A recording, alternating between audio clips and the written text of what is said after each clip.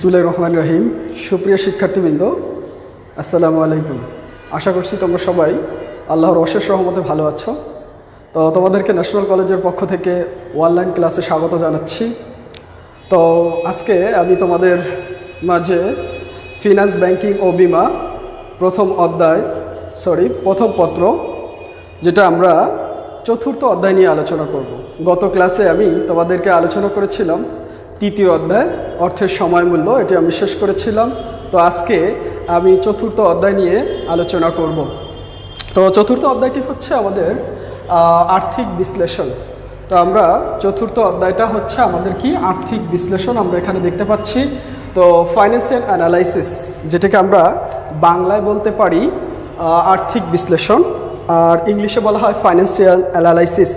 তো আমরা দেখো, প্রত্যেকটি প্রতিষ্ঠান, আমরা যদি বলি যে প্রত্যেকটা প্রতিষ্ঠান কিন্তু একটি নির্দিষ্ট সময়ে তার প্রতিষ্ঠানের আয়, ব্যয় এবং সম্পদ, দায়, মালিকানা সত্ত্ব এগুলো কিন্তু জানতে চায়। তো একটি নির্দিষ্ট সময় শেষে প্রত্যেকটা প্রতিষ্ঠানের উদ্দেশ্য থাকে যে আমার প্রতিষ্ঠানে কত সম্পদ বা কত দায় আছে এবং কত আয় আছে এবং কত ব্যয় আছে সেটা কিন্তু জানতে চায়। তো আমি যদি বলি তোমরা স্টুডেন্ট, তো স্টুডেন্টরাও কিন্তু দেখো, আমরা যদি বলি আমাদের শিক্ষা ব্যবস্থার কথা বলি, প্রত্যেকটা ক্লাসেই কিন্তু আমাদের একটি মূল্যায়ন প্রক্রিয়া আছে, যেটা আমরা পরীক্ষা বলি। সেটা প্রত্যেকটা পরীক্ষারই বার্ষিক পরীক্ষা বলো বা ফার্স্ট টার্ম, সেকেন্ড টার্ম, এরকম পরীক্ষা আছে। এই পরীক্ষাগুলো কেন করা হয়? কারণ তুমি কতটুকু অ্যাচিভ করতে পারলে, কতটুকু অর্জন করতে পারলে, তার একটা মূল্যায়ন প্রক্রিয়া কিন্তু পরীক্ষার মাধ্যমে নেওয়া হয়ে থাকে। তো এই মূল্যায়ন প্রক্রিয়া যদি তোমাদের না থাকতো তাহলে কিন্তু পড়ালেখার প্রতি এতটা সিরিয়াস কেউ থাকতে না। তেমনি একটা প্রতিষ্ঠানের বেলায় যদি আমি চিন্তা করি, একটি নির্দিষ্ট সময়ে সে কিন্তু তার প্রতিষ্ঠানের যে কোনো প্রতিষ্ঠানই কিন্তু চাইবে তার আয় কত আছে, তার ব্যয় কত আছে এবং ওই প্রতিষ্ঠানের সম্পদ কতটুকু আছে, কতটুকু দায় আছে, এগুলো কিন্তু সে জানতে চায় একটা নির্দিষ্ট সময় শেষে, এবং নির্দিষ্ট সময় শেষে একটা ফলাফলও সে জানতে চায়। তো এই বিষয়গুলো সবগুলো একসাথে আমরা যদি চিন্তা করি বা বিচার বিশ্লেষণ করি, তখন ওইগুলোকে আমরা একাত্রে বলি আর্থিক বিশ্লেষণ, যেটাকে বলা হয় ফাইন্যান্সিয়াল অ্যানালাইসিস। এটা তুমি বলো যে কোনো ব্যবসায়িক প্রতিষ্ঠান ক্ষেত্রে এই আর্থিক বিশ্লেষণ সবচেয়ে গুরুত্বপূর্ণ একটি বিষয়। কারণ এই প্রতিষ্ঠানগুলো যদি সঠিকভাবে আর্থিক বিশ্লেষণ করতে না পারে তাহলে কিন্তু প্রতিষ্ঠানের সে আয় ব্যয় সঠিকভাবে নিরূপণ করতে পারবে না, সম্পদ, দায়, দেনা এগুলোও সঠিকভাবে সে নিরূপণ করতে পারবে না। তো এই জন্য আমরা আর্থিক বিশ্লেষণ করে থাকব। তো আর্থিক বিশ্লেষণটা আসলে কি আমি বলতে পারি, কিভাবে বলতে পারি, এটাকে কিভাবে আমি প্রেজেন্ট করতে পারি যে আসলে আর্থিক বিশ্লেষণ বলতে আমি কি বোঝাতে চাই।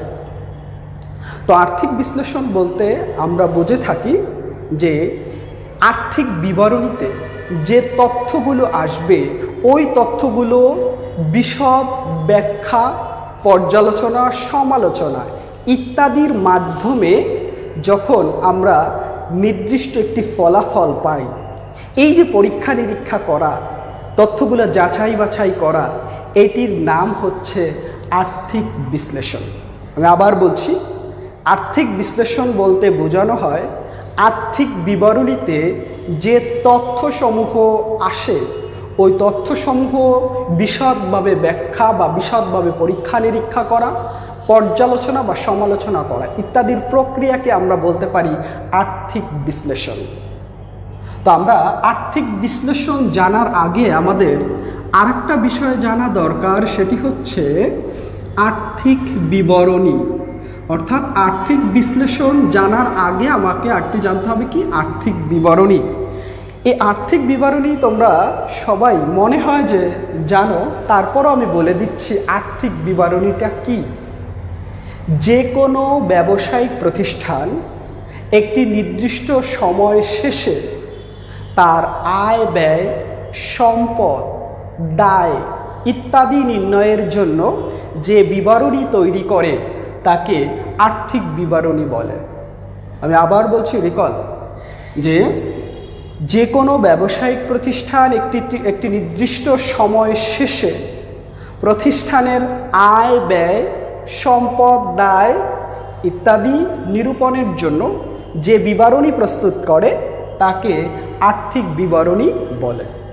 তো আর্থিক বিবরণী এবং আর্থিক বিশ্লেষণ, খেয়াল করো, আর্থিক বিবরণী করে ওই যে তথ্যগুলো আসতেছে ওই তথ্যগুলোকে বিশদভাবে ব্যাখ্যা করা হয়, বিশদভাবে পর্যালোচনা করা হয়, পরীক্ষা নিরীক্ষা করা হয়। এই যে প্রক্রিয়াটা, এটাকে আমরা একসাথে বলতে পারি আর্থিক বিশ্লেষণ। তো দেখো, এই যে আর্থিক বিবরণী আমি বলেছি বা আর্থিক বিশ্লেষণ করতে গেলে, এই আর্থিক বিবরণী বা আর্থিক বিশ্লেষণ করতে গেলে এর ভিতরে প্রতিষ্ঠানের 4টি উপাদান আছে, অর্থাৎ 4টি উপাদান নিয়ে একটি প্রতিষ্ঠানের আর্থিক বিবরণী তৈরি করা হয় এবং আর্থিক বিশ্লেষণ করা হয়। তো আর্থিক বিবরণীর আমি বলতে পারি 4টি উপাদান, অর্থাৎ 4টি প্রক্রিয়া। আর্থিক বিবরণী 4টি বা 4টি প্রক্রিয়া। এই 4টি প্রক্রিয়ার মাধ্যমে আমি আর্থিক বিবরণী করতে পারি। তো 4টি প্রক্রিয়া কি কি প্রক্রিয়াটা একটু আমরা দেখে নিই। ফার্স্ট যে প্রক্রিয়া, যেটাকে আমরা বলি বিশদ আয় বিবরণী। বিশদ আয় বিবরণী। দ্বিতীয় প্রক্রিয়া হচ্ছে উদ্বৃত্তপত্র। তৃতীয় প্রক্রিয়া হচ্ছে সংরক্ষিত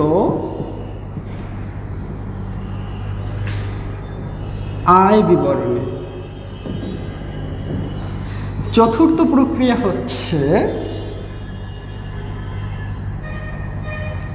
নগদ প্রবাহ বিবরণী।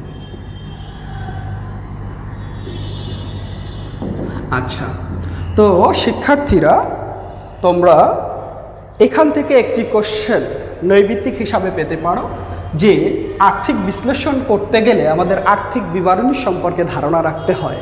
এই আর্থিক বিবরণী কয় ধরনের হয়ে থাকে বা আর্থিক বিবরণী কয়টি প্রক্রিয়ার মাধ্যমে হয়ে থাকে। তো আমরা জানি আর্থিক বিবরণী 4টি প্রক্রিয়ার মাধ্যমে হয়ে থাকে। কয়টি প্রক্রিয়া? 4টি প্রক্রিয়া। ফার্স্ট ছিল বিশদ আয় বিবরণী। আমি একটু ইংলিশে বলে নেই যে এটাকে ইংলিশে আমরা কি বলতে পারি, ইনকাম স্টেটমেন্ট।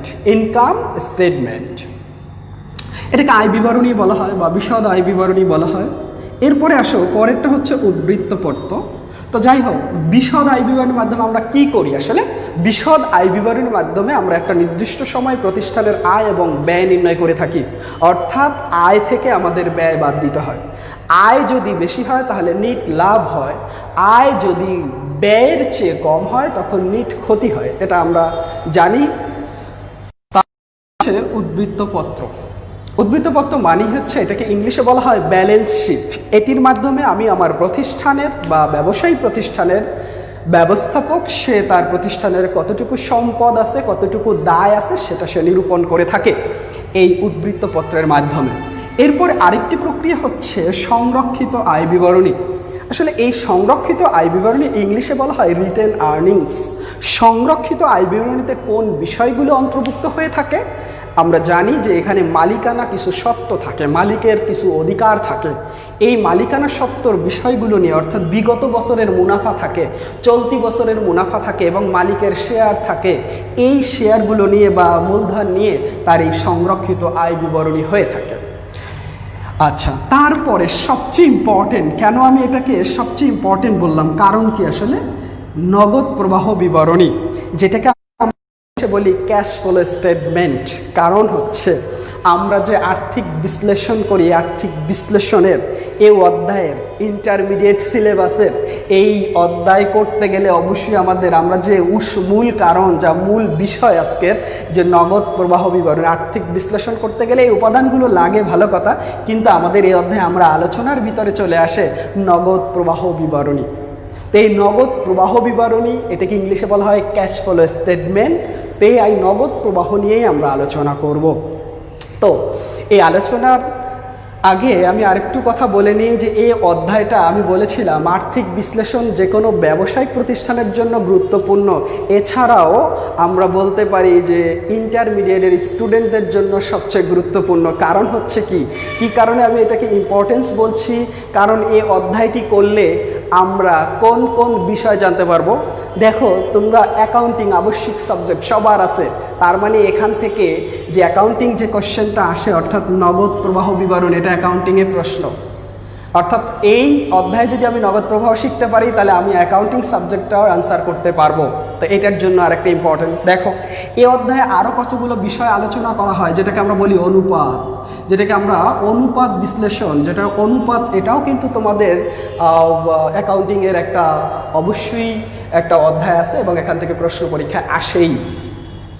তো এই অনুপাত থেকে আমরা এই অনুপাত বিশ্লেষণও কিন্তু আর্থিক বিশ্লেষণের মধ্যে পড়ে, তার মানে এটাও আমরা জানতে পারবো। তারপর আরেকটা জিনিস হচ্ছে ব্রেক ইভেন পয়েন্ট, যেটাকে আমরা বাংলায় বলি সমচ্ছেদ বিন্দু। কি বলি? সমচ্ছেদ বিন্দু, যেটাকে আমরা ইংলিশে বলি বিইপি অর্থাৎ ব্রেক ইভেন পয়েন্ট। তো এই যে বিষয়গুলো আছে আমরা তিনটা বিষয় কিন্তু জানতে পারছি, অর্থাৎ অ্যাকাউন্টিংয়ের তিনটি অধ্যায় এই আর্থিক বিশ্লেষণের অধ্যায়ের সাথে জড়িত। এই জন্য বলতেছি যে এই চতুর্থ অধ্যায়টি হচ্ছে ইন্টারমিডিয়েট স্টুডেন্টদের জন্য খুবই খুবই ইম্পর্টেন্ট একটি বিষয়, কারণ আমরা যদি এখানে শিখতে পারি তাহলে অ্যাকাউন্টিংটা খুব সহজে আমরা অ্যান্সার করতে পারবো। তাই আমি বলছি তোমরা সবাই একটু মনোযোগী হবে এবং বোঝার চেষ্টা করবে। ইনশাল্লাহ আমি তোমাদের মাঝে খুব সহজেই এই নগদ প্রবাহ বিবরণীটা খুব সহজেই উপস্থাপন করার চেষ্টা করব। তো আমি আজকে যে এখানে যে বিশদ আয় বিবরণী উদ্বৃত্তপত্র সংরক্ষিত আয় বলতেছি, এগুলো কিন্তু আমাদের এই অধ্যায়ের আলোচনা হয়। এখান থেকে আমরা নগদ প্রবাহ বিবরণী যেটা আমাদের ইন্টারমিডিয়েট সিলেবাসে আছে এই অধ্যায় থেকে, সেটাই আমি তোমাদের মাঝে আলোচনা করব। তো নগদ প্রবাহ বিবরণী আজকের মূল আলোচ্য বিষয় হচ্ছে নগদ প্রবাহ বিবরণী, চতুর্থ অধ্যায়ের নগদ প্রবাহ বিবরণী। আমি আবার বলছি ক্যাশ ফ্লো স্টেটমেন্ট, একটু খেয়াল করো। তো ফার্স্ট আমি এটা মুছে ফেলছি।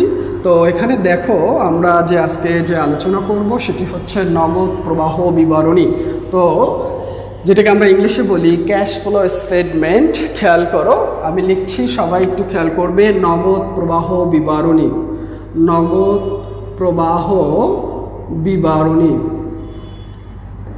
তো নগদ প্রবাহ বিবরণী আমি যদি এটাকে ইংলিশে বলি cash flow statement, cash flow statement,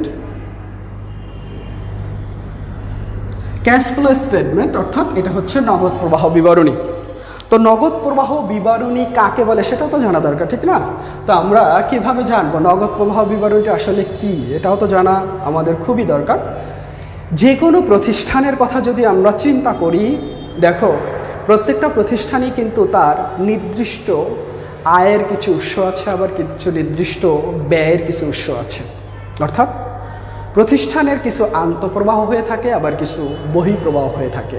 আন্তঃপ্রবাহ মানে হচ্ছে প্রতিষ্ঠানের টাকা আসা, এটাকে আমরা বলি আন্তঃপ্রবাহ। প্রতিষ্ঠান থেকে টাকা চলে যাওয়া সেটাকে আমরা বলি বহিঃপ্রবাহ। অর্থাৎ যে বিবরণীতে যে কোনো প্রতিষ্ঠানের নগদ অর্থের আগমন এবং বহির্গমন দেখানো হয়ে থাকে তাকে আমরা বলতে পারি নগদ প্রবাহ বিবরণী বা ক্যাশ ফ্লো স্টেটমেন্ট। আমি আবার বলছি, যে বিবরণীতে যে কোনো প্রতিষ্ঠানের নগদ অর্থের আগমন এবং বহির্গমন অর্থাৎ নগদ অর্থের আন্তঃপ্রবাহ এবং বহিঃপ্রবাহ যে বিবরণীতে দেখানো হয় তাকে নগদ প্রবাহ বিবরণী বলে। আমরা সবাই বুঝতে পারছি যে প্রতিষ্ঠানের আন্তঃপ্রবাহ হয়ে থাকে এবং বহিঃপ্রবাহ হয়ে থাকে। আন্তঃপ্রবাহ মানে হচ্ছে প্রতিষ্ঠান থেকে প্রতিষ্ঠানে টাকা চলে আসা, বহিঃপ্রবাহ মানে হচ্ছে প্রতিষ্ঠান থেকে টাকা চলে যাওয়া। এই যে আন্তঃপ্রবাহ এবং বহিঃপ্রবাহ অর্থের আগমন বা বহির্গমন, অর্থের আগমন ও বহির্গমন, এই যে বিষয়গুলো যে বিবরণীর মাধ্যমে দেখানো হয় সেটাকে আমরা বলতে পারি নগদ প্রবাহ বিবরণী বা ইংলিশে বলতে পারি এটাকে ক্যাশ ফ্লো স্টেটমেন্ট। তো আশা করছি নগদ প্রবাহ বিবরণী কাকে বলে সেটা আমরা বুঝতে পেরেছি। তো দেখো নগদ প্রবাহ বিবরণীর কয়টি প্রক্রিয়া আমরা জানি। নগদ প্রবাহ বিবরণীতে তিনটি প্রক্রিয়া আছে অর্থাৎ নগদ প্রবাহ বিবরণী 3টি প্রক্রিয়ার মাধ্যমে তার কাজগুলো সম্পূর্ণ করে থাকে। এখানে আরেকটা নৈর্ভিত্তিক কোশ্চেন আসে যে নগদ প্রবাহ বিবরণী কয়টি প্রক্রিয়ার মাধ্যমে বা কয়টি ধাপের মাধ্যমে তার কার্যক্রমটা শেষ করে থাকে।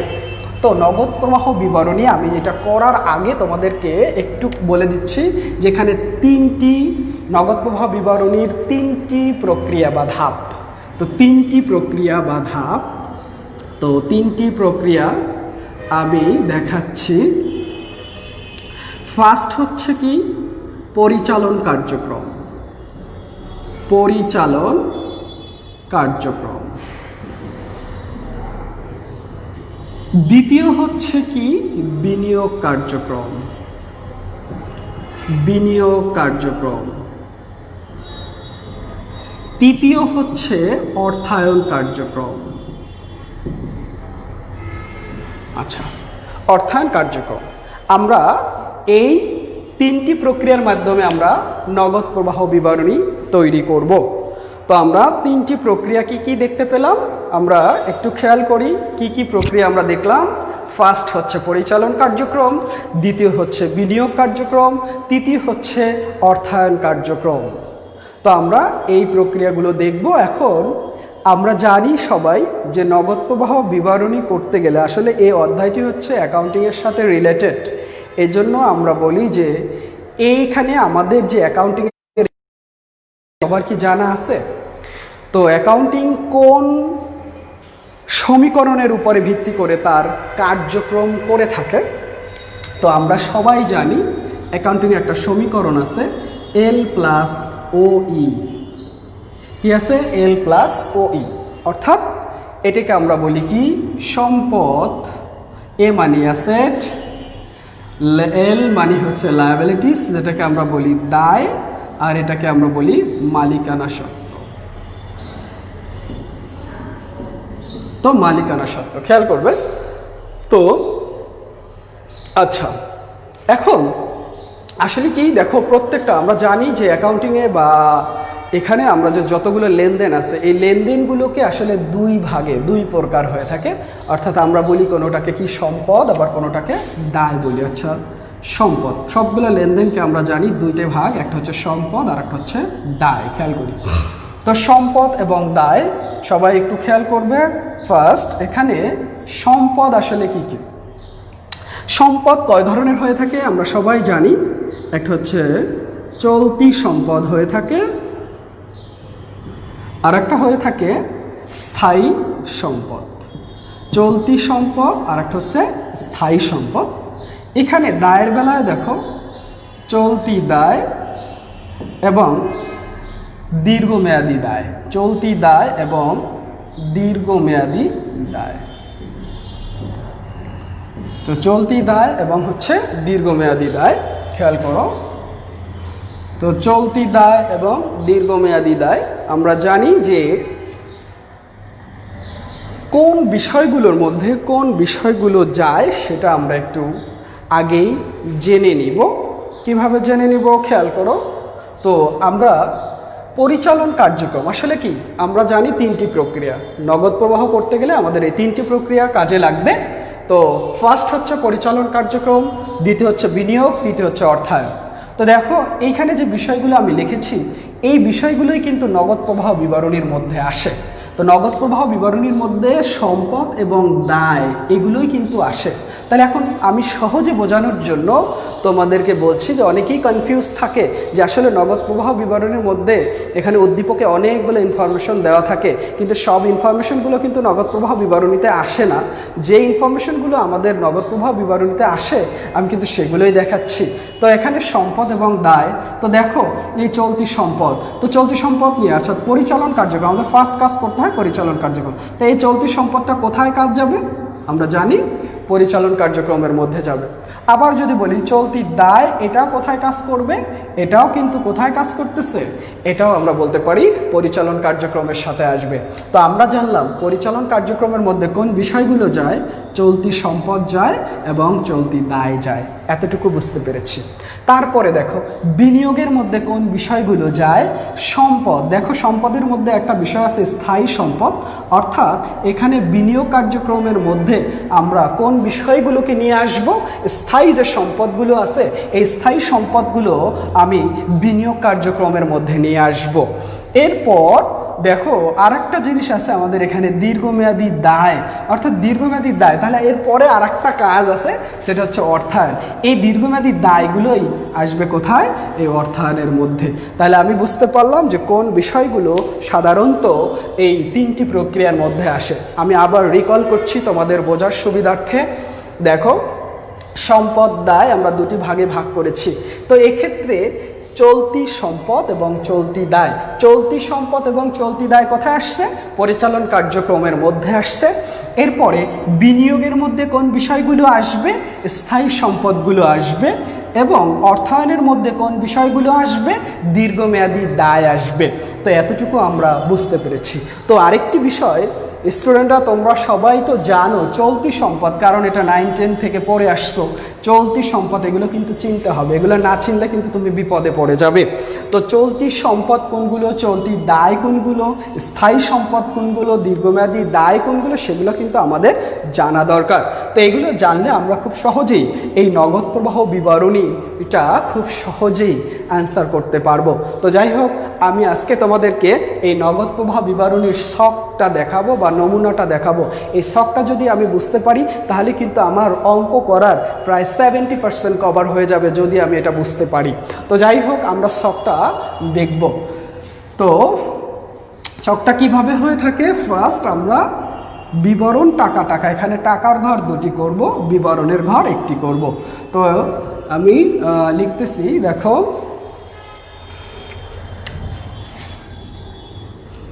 চকটা হচ্ছে এমন। তো এখানে বিবরণ টাকা, এখানে দেখো বিবরণ টাকা টাকা। তো আমরা কি করতেছি, নগদ প্রবাহ বিবরণী। তো নগদ প্রবাহ বিবরণীতে ফার্স্ট আমি যদি বলি যে ফার্স্ট আমরা কোনটি নিয়ে কাজ করব, পরিচালন কার্যক্রম।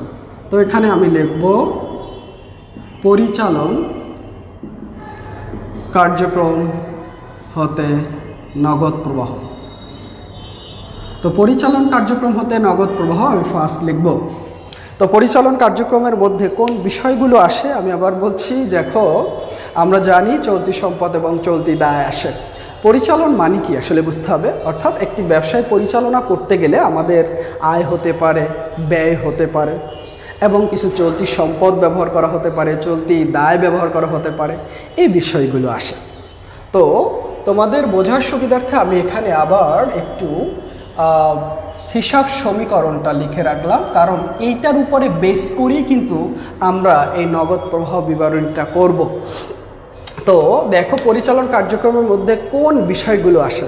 তো এখানে কিন্তু আমি বলেছিলাম যে আর্থিক বিশ্লেষণ করতে গেলে আমাদের 4টি প্রক্রিয়া আছে। একটা হচ্ছে বিশদ আয় বিবরণী। তো বিশদ আয় বিবরণীতে যে বিষয়গুলো থাকে ওই উপাদানগুলো কিন্তু এই পরিচালন কার্যক্রমের মধ্যে আসবে। ওই বিশদ আয় বিবরণী করে আমরা কিন্তু একটি নিট মুনাফা পেয়েছিলাম। কি পেয়েছিলাম? নিট মুনাফা পেয়েছিলাম।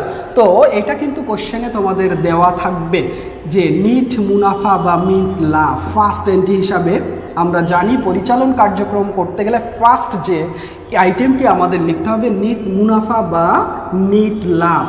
এটা আমরা উদ্দীপকে দেখতে পাবো বা সমন্বয়ে দেখা যাবে। ফার্স্ট অলওয়েজ নিট মুনাফা বা লাভ বা ক্ষতিও হতে পারে। নিট লাভ ক্ষতি যেটাই থাকুক, অর্থাৎ যদি আমাদের লাভ হয় তখন আমি প্লাস করব, যদি আমাদের ক্ষতি থাকে সেটা আমি কি করব? মাইনাস করব। তো ফার্স্ট এখন এখানে এর পরের এন্ট্রিগুলো লিখতে হয় সমন্বয়। এটার পরে কি লিখতে হয় যে আমাদের সমন্বয় থাকে, অনেকগুলো বিষয় সমন্বয় থাকে যেগুলো আমাদের লিখতে হয়। তো এখানে আমি দেখতে পেলাম যে ফার্স্ট আমি কি লিখলাম? নিট মুনাফা বা লাভ বা ক্ষতি। যদি লাভ হয় তখন প্লাস হবে এবং লাস্ট কলামে লিখতে হবে, যদি ক্ষতি হয় তখন আমরা মাইনাস করব। তো এরপরে সমন্বয়ে আমরা বলি কি, এরপরে দেখো অবচয়। ফার্স্ট সবার আগে যে কাজটা করতে হয়, অর্থাৎ অবচয়টাকে আমরা কি করব? প্লাস করব। অবচয় কি করব? আচ্ছা, এখানে লিখলাম শুধু অবচয়। অবচয় অলওয়েজ যাই থাকুক, অবচয়ের আরও একটা নাম থাকতে পারে, বা অবচয় বা অবলোপন। সবাই একটু খেয়াল করবে যে অবচয় এবং অবলোপন যদি থাকে, এটা আমরা ফার্স্ট এখানে লিখব, এই কলামে লিখব যে এটা সব সময় প্লাস হবে, সব সময় টাকাটা কি হবে, প্লাস করে লিখব। তো এখানে আমরা প্লাস লিখব। তো অবচয় বা অবলোপন প্লাস আসলে কেন হয়েছে প্লাস, সেটাও আমি তোমাদেরকে দেখাবো। দেখো, এটা আমি পরে আলোচনা করব। তার আগে আমি একটু বলে নিই যে বলেছিলাম তোমাদের এখানে আর নিট মুনাফা আসে এবং অবচয় আসে। সবার আগে নিট মুনাফা পরিচালন কার্যক্রম কেন আসছে, কারণ বিশদ আয় বিবরণী যে বিষয়গুলো থাকে সেগুলো আসতেছে পরিচালন কার্যক্রমে, এই জন্য ফার্স্ট নিট মুনাফা লিখব। এরপরে দেখো অবচয় কিন্তু বিশদ আয় বিবরণীতে আমরা দেখাই, এটা ব্যয় হিসাবে দেখাই, কিন্তু এখানে কিন্তু ব্যয় আমরা সাধারণত মাইনাস করি, এখানে কিন্তু ব্যয়টাকে কি করেছি, প্লাস করেছি। কারণ কি, কি কারণে করেছি একটু দেখবে। তো দেখো আমরা এখানে আমরা একটা সমীকরণ লিখেছি, সমীকরণটি হচ্ছে এ ইকুয়াল এল প্লাস ওই। অর্থাৎ এখানে দেখো আমরা জানি তোমাদের সবার দুটি হাত আছে তো। আচ্ছা, এখন হাতের দেখো দুই পাশের দুইটা যদি আমি ধরি, এক্ষেত্রে আমি এর পাশ অর্থাৎ সম্পদের পাশ আমি কি দেখতেছি, দেখো এখানে বাম পাশ দেখতেছি না, হাতের বাম পাশ দেখতেছি। আর এই যে এই পাশে যেটা যে আমরা দেখতেছি দায় যেগুলো বা মালিকানা সত্ত্ব, এখানে আমি ডান পাশ দেখতেছি। খেয়াল করো, তো আমরা সাধারণত একটা হচ্ছে নেগেটিভ, একটা হচ্ছে পজিটিভ। আমরা সাধারণত বাম হাতকে, যেটাকে আমরা কি বলি, এটা আমাদের একটা অংশ, তারপরও কিন্তু আমি বাম হাতকে এটা একটা নেগেটিভ হিসাবে বলতে পারি, কারণ আমরা যত কাজগুলো করি নেগেটিভ কাজ বাম হাত দিয়েই করে থাকি, আর ডান হাত দিয়ে সবগুলো কাজ পজিটিভ করে থাকি। যাই হোক, এখন এক্ষেত্রে আমরা যদি একটু চিন্তা করি যে এই নগদ প্রবাহ বিবরণীর ক্ষেত্রে দেখো সম্পদ, অর্থাৎ সম্পদের সাথে সম্পর্ক আর এর সম্পর্ক। তো সম্পদ যদি আমাদের বৃদ্ধি পায়, খেয়াল করতে হবে, সম্পদ যদি আমাদের এই নগদ প্রবাহ বিবরণীতে আমি দেখতে পাই যে বৃদ্ধি পেয়েছে, সেক্ষেত্রে কিন্তু আমরা এই সম্পদটাকে কি করব, আসলে দেখো সম্পদ বৃদ্ধি পাওয়া মানে এটা পজিটিভ হয়েছে। তার মানে আমার কথা ছিল কি, যদি সম্পদ অর্থাৎ এর উপর প্রভাব করে, অর্থাৎ বাম অর্থাৎ নেগেটিভ, অর্থাৎ এইটা যদি বৃদ্ধি পায়, সম্পদ বৃদ্ধি পাওয়া মানে হচ্ছে যেহেতু এটা নেগেটিভ, তাহলে আমরা এটাকে সম্পদ যদি বৃদ্ধি পায় তখন এটাকে কি করব, মাইনাস করব। অর্থাৎ সম্পদ বৃদ্ধি মানে হচ্ছে কি, মাইনাস। আবার সম্পদ যদি হ্রাস পায়, যদি আমি দেখতে পাই সম্পদ হ্রাস পেয়েছে, তখন কিন্তু আমরা কি করব, প্লাস করব। তো সেক্ষেত্রে দেখো এখানে আমরা যদি বলি যে এখানে কিন্তু অবচয়টাও কিন্তু আমরা ব্যয় হিসাব, অনগদ লেনদেন, অবশ্য অবচয় হচ্ছে অনগদ। অনগদ কেন সেটা পরবর্তী ক্লাসে আমি দেখাবো। অবচয় বা অবলোপন, খেয়াল করো, এটা হচ্ছে অনগদ, এটা আসলে কিন্তু ব্যয়। অর্থাৎ এখানে আমরা কি করতেছি, এখানে আমরা এই যে প্লাস করতেছি, কেন করতেছি, দেখো হ্রাস পাইছে, অর্থাৎ আমাদের যদি আমি বলি এটা কিন্তু আমরা প্লাস কেন করি, কারণ এখানে কিন্তু আমার নগদ অর্থ আসলে যায় না, এটা হচ্ছে অনগদ। যেমন একটা উদাহরণ যদি দেই, সেটা যদি তুমি বুঝতে পারবে যে কি কারণে আমি এটা দিয়েছিলাম। দেখো তোমার প্রতিষ্ঠানে কিছু কর্মচারী কাজ করে, তো কর্মচারীদের বেতন দেওয়া হয়, তো এই বেতন দিলে তোমার কাছ থেকে কিন্তু নগদ টাকা কি হয়ে যাচ্ছে, চলে টাকা যদি চলে যায়, তার মানে কি তোমার এখানে কি করতে হবে, নগদ প্রবাহ কমে যাচ্ছে, অর্থাৎ মাইনাস হবে। আবার দেখো এই অবচয়ের কি বেলায়, যখন তুমি 5 বছর আগে একটি ফ্রিজ বা এসি কিনছিলে, তো দেখো ওইটার মূল্য কিন্তু আস্তে আস্তে কি হয়ে যাচ্ছে, কমে যাচ্ছে। এই কমে যাচ্ছে তার মানে এই নয় যে তোমার কাছ থেকে কি নগদ অর্থ কমে যাচ্ছে। তুমি যখন কিনেছিলে তখন কিন্তু নগদ অর্থ চলে গিয়েছিল, কিন্তু এখন কিন্তু তোমার এই নগদ অর্থ যাচ্ছে না। তার মানে এটাকে আমরা বলতে পারি অনগদ লেনদেন। এই জন্য কিন্তু আমার নগদ অর্থ কমে যায় না, এদের নগদ অর্থ কি, এই জন্য এটা প্লাস হয়েছে, অর্থাৎ নগদ অর্থ যায়নি। আবার আরেকটা উদাহরণের মাধ্যমে যদি আমি বলি যে বিশদ আয় বিবরণী আমরা যখন করেছি তখন কিন্তু এটা মাইনাস হিসাবে দেখাইছিলাম অবচয়টাকে। কেন দেখাইছিলাম, দেখো ওইখানে যদি মাইনাস হয় এখানে কি হয়ে যাবে, প্লাস হয়ে যাবে। কারণ তুমি যদি একটা গরু জবাই করো বা একটা মুরগি জবাই করো, একবারই কিন্তু জবাই করে, বারবার কিন্তু একই কাজ করে না। দেখো এক্ষেত্রে যদি আমি বলি যে অবচয়কে একটা ওইখান থেকে আমি কি করেছি, মাইনাস করেছি, তার মানে এখানে প্লাস করবো নগদ প্রবাহ বিবরণীর বেলায়। ওকে, তো কেন হয়েছে, কারণ এটা একটা অনগদ লেনদেন। এটাও অনুধাবন কোশ্চেনে আসে, সেটা আমি পরবর্তীতে আরও একটু ডিটেলসে আলোচনা করবো। ওকে, তো দেখো আমি আবার বলছি, যদি সম্পদ বৃদ্ধি পায় তখন কিন্তু, কারণ এই মনে রাখবা এটা হচ্ছে নেগেটিভ, নেগেটিভ মানে বৃদ্ধি পাওয়া মাইনাস, আর তার মানে বৃদ্ধি পাইছে হ্রাস মানে কি প্লাস হয়ে যাবে। তো এই ক্ষেত্রে কি ডান মানে কি আমরা বলতে পারি, এটাকে আমরা নেগেটিভ এ নিই, জি সংক্ষেপে লিখলাম, আর এখানে পজিটিভ, তোমরা এটা ভালো বুঝতে পারবে পজিটিভ। তো পজিটিভ যদি হয় সেক্ষেত্রে আমরা যদি দেখি যে দায় বৃদ্ধি পেয়েছে, তার মানে দায় বৃদ্ধি পাওয়া মানে কি পজিটিভ, এটাও বৃদ্ধি পাইছে এটাও পজিটিভ, তার মানে এই দায়ের উপরে প্রভাব পড়ছে, তার মানে কি এটা অলয় কি হয়ে যাবে পজিটিভ। তার মানে এক্ষেত্রে যদি বৃদ্ধি পায় তাহলে কি হবে প্লাস, এক্ষেত্রে যদি দায় হ্রাস পায় সেক্ষেত্রে কি হয়ে যাবে মাইনাস। এই থিওরিটা একটু মাথায় রাখবে, তাহলে কিন্তু আমি এই পরিচালন কার্যক্রমের কাজটা খুব সহজেই দিতে পারবো।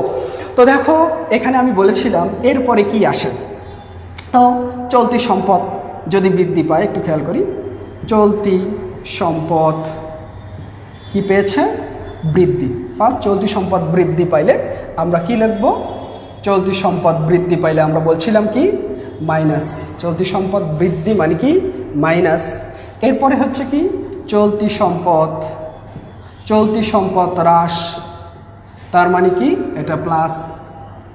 আবার চলতি দায় বৃদ্ধি, এটা কি করব প্লাস করব। আবার চলতি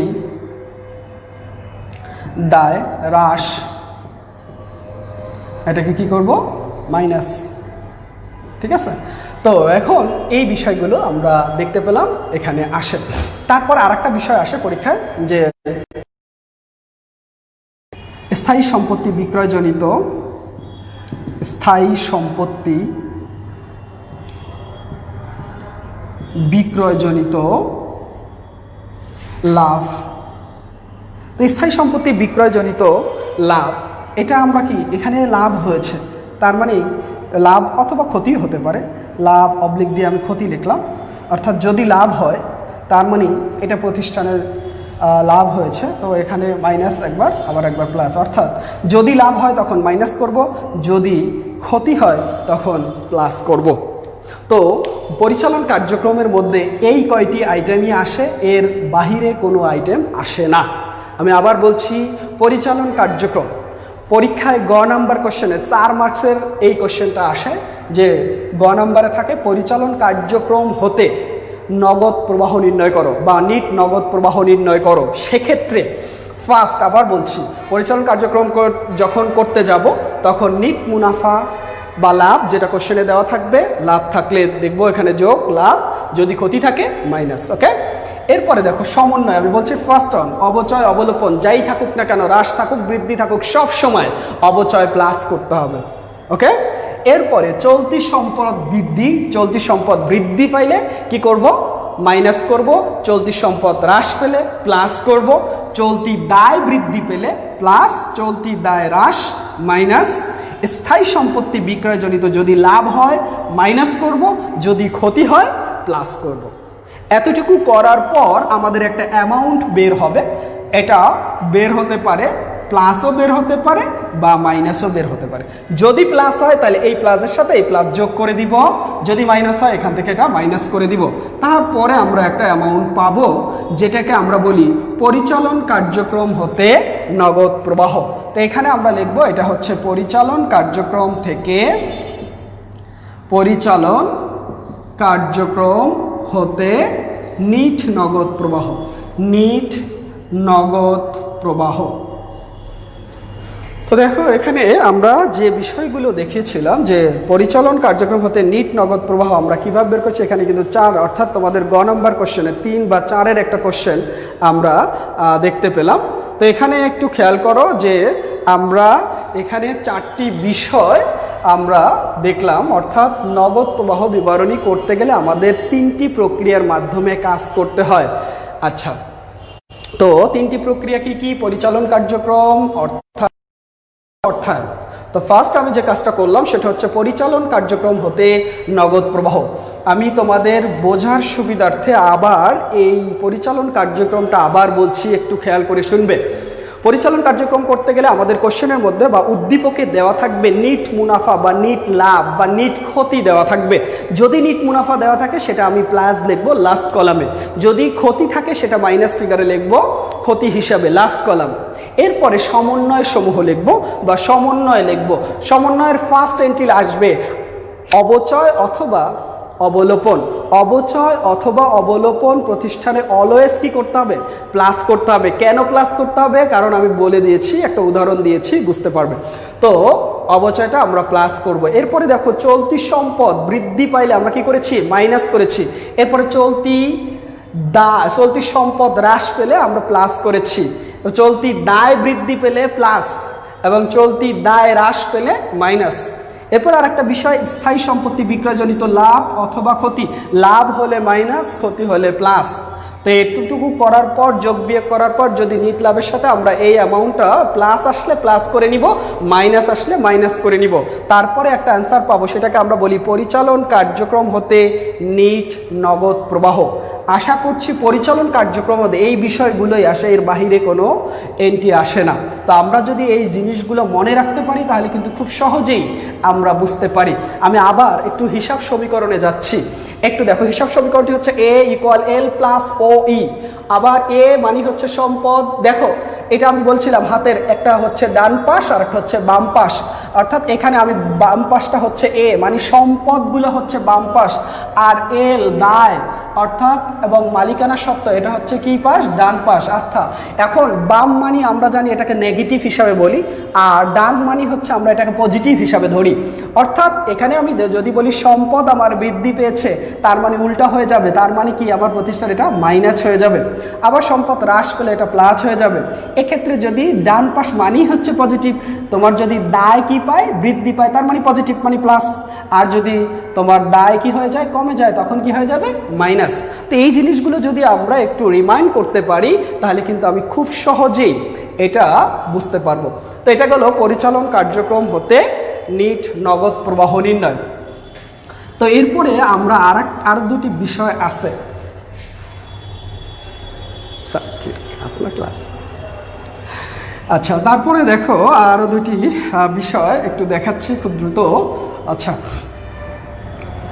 এরপরে আমাদের আর একটা বিষয় হচ্ছে কি? অর্থায়ন, বিনিয়োগটা আগে দেখাই। তো দেখো বিনিয়োগ কার্যক্রম হতে নগদ প্রবাহ। তো বিনিয়োগ কার্যক্রম হতে নগদ প্রবাহ আমরা যদি বের করি, সেক্ষেত্রে বিনিয়োগের মধ্যে কোন বিষয়গুলো যায় আমি এটাও তোমাদেরকে দেখিয়েছিলাম। কি দেখেছিলাম? যে বিনিয়োগের মধ্যে আমরা জানি দীর্ঘমেয়াদী বা স্থায়ী যে সম্পদগুলো আছে এই সম্পদগুলো যায়। কি কি আসলে? দীর্ঘমেয়াদী অর্থাৎ স্থায়ী সম্পদ। আমি লিখতে পারি স্থায়ী সম্পদ। দুটি এন্ট্রি যায় এখানে, খুবই সহজ। পরিচালন কার্যক্রমটা একটু ডিফিকাল্ট ছিল। এরপরে দেখো বিনিয়োগ এবং অর্থায়ন এই কার্যক্রমটা খুবই সহজ।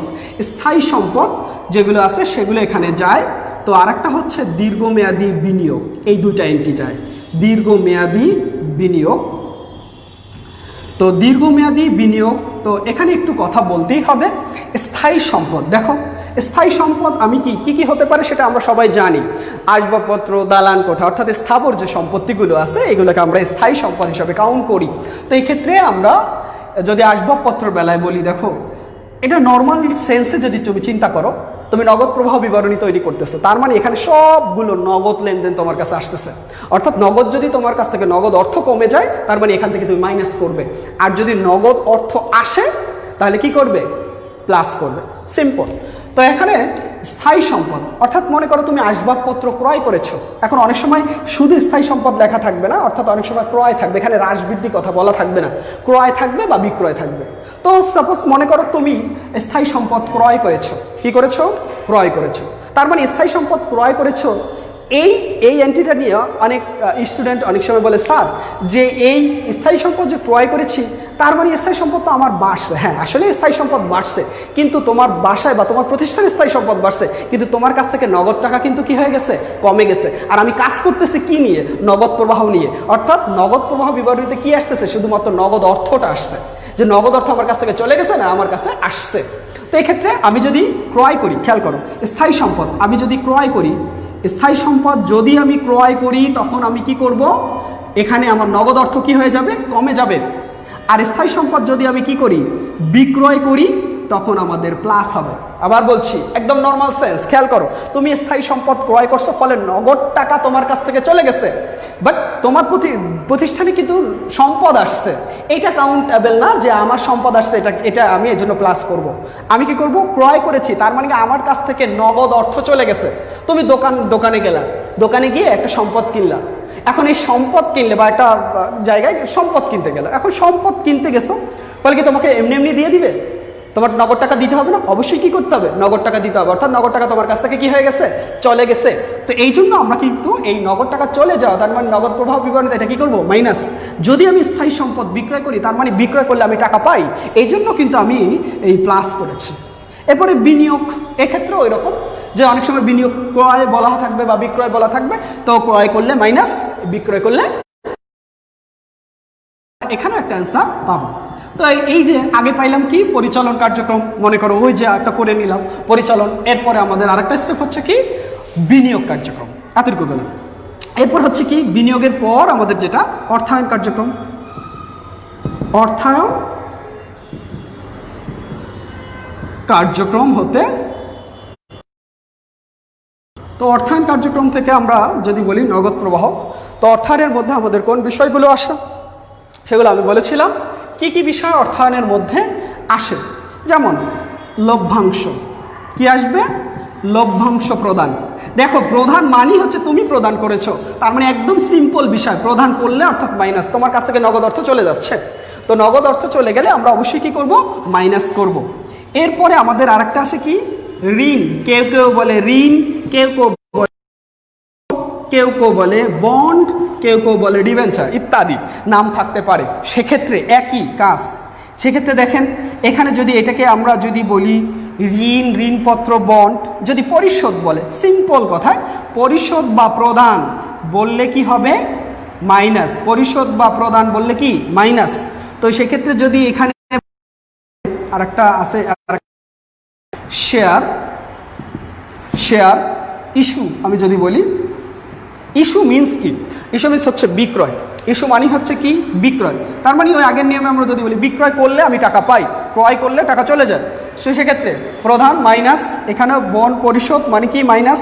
যদি এখানে অনেক সময় বলা থাকতে পারে ঋণ বা ঋণপত্র বা বন্ড, সেক্ষেত্রে আমি যদি বলা এরকম ইস্যু, তখন কিন্তু এটা প্লাস হয়ে যাবে, হবে পরিশোধ, তখন মাইনাস। তার মানে শেয়ার ইস্যু, এক্ষেত্রে আমি প্লাস। তো যোগ বিয়োগ করার পর আমার একটা অ্যামাউন্ট চলে আসবে।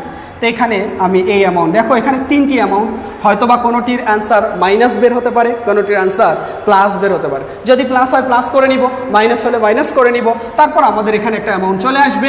তো এই অ্যামাউন্টকে আমরা বলবো, যদি প্লাস আসে তখন নগদ প্রবাহ বৃদ্ধি লিখব, নগদ প্রবাহ বৃদ্ধি লিখব। তো এখানে নগদ প্রবাহ বৃদ্ধি পাবে যদি এটা প্লাস আসে। যদি মাইনাস আসে তখন আমরা লিখব নগদ প্রবাহ হ্রাস। এতটুকু কাজ করলে কিন্তু আমাদের অঙ্ক শেষ হয়নি। এখন আমরা যদি বলে নগদ প্রবাহ বিবরণী তৈরি করো, সেখানে আমরা বইয়ের দেখব কোশ্চেনে লেখা আছে যে নগদ, এরকম নগদ কিন্তু এখানে আসেনি। নগদ যে টাকা, ওইটা দিয়ে আমাদের কোশ্চেনটা সলভ করতে হবে তুলনা করে। তো এখানে দুইটি সাল দেওয়া থাকে, 15 সাল অথবা 16 সাল। এই দুইটা সালের 15 সালটা হচ্ছে প্রারম্ভিক, 16 সালটা হচ্ছে বর্তমান। তো এটা ধরে কাজ করতে হবে। তো ওই যে প্রারম্ভিক নগদটা কি করতে হবে, যোগ করতে হবে। প্রারম্ভিকটা কি করতে হবে, যোগ করে নিব। তো প্রারম্ভিক যোগ করলে আমরা অবশ্যই কি পাবো, একটা সমাপনী পাবো। তার মানে এটার নামই হচ্ছে নগদ সমাপনী নগদ প্রবাহ, সমাপনী নগদ প্রবাহ। তো এইটা হচ্ছে আমাদের এই নগদ প্রবাহ বিবরণীর ছক। তো আমরা আজকে আমরা এই ছকটি দেখালাম। তো ছকটা আবার আমি একটু তোমাদের রিকল করছি তোমাদের বোঝার সুবিধার্থে। আচ্ছা, তো পরিচালন কার্যক্রম এটা সবাই বুঝতে পেরেছো। বিনিয়োগের মধ্যে স্থায়ী সম্পদ যদি ক্রয় করা হয় মাইনাস, বিক্রয় করা হলে প্লাস। এরপর অর্থায়ন কার্যক্রমের মধ্যে লভ্যাংশ প্রধান মানে তোমার কাছ থেকে নগদ অর্থ চলে যাবে, মাইনাস। ঋণপত্র বন্ড পরিশোধ মাইনাস। যদি বলা হয় ইস্যু বা বিক্রয় প্লাস, শেয়ার ইস্যু অথবা বিক্রয় এরকম হলে আমরা কি করব, প্লাস। তো এতটুকু তিনটা অ্যান্সার আসবে। তিনটা অ্যান্সার যদি প্লাস যেগুলো আসে প্লাস করব, যেটা মাইনাস সেটা মাইনাস করে নিব, তারপর একটা অ্যামাউন্ট আসবে। তারপর আমরা উদ্দীপকে দেখব প্রারম্ভিক যেটা, সেটা যোগ করব, সমাপনী। তারপর প্রারম্ভিক যোগ করলে আমরা কি পাবো, সমাপনী পাবো। তো আশা করি আজকের এই ছকটা খুব সহজেই বুঝতে পেরেছো। নেক্সট ক্লাসে এই নগদ প্রবাহ বিবরণী এতক্ষণ ছক দেখালাম, অবশ্যই আমরা অঙ্কে চলে যাব যে কিভাবে আসলে করতে হয়, যে আমরা কিভাবে এই থিওরিগুলো অ্যাপ্লাই করেছি, যে কিভাবে করলে আমরা খুব সহজেই বুঝতে পারবো। তো অঙ্ক করার মাধ্যমে সেটা আরও ক্লিয়ার হব। তো আশা করছি সবাই বুঝতে পেরেছ। তো আজকে এই পর্যন্তই শেষ করছি। আল্লাহ হাফেজ।